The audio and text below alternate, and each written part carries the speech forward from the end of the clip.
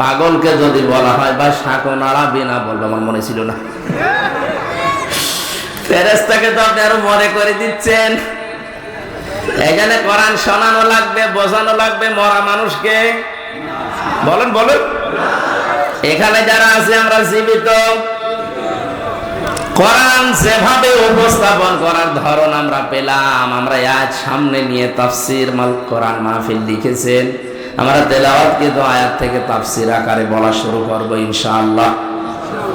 আর কোরআনে কারীম যদি কাউকে হেদায়েতের পথ দেখাতে না পারে, জান্নাতের পথ বলে দিতে না পারে, বিশ্বাস করেন কোরআনে আছে যালিকাল কিতাবুল লা রাইবা ফি।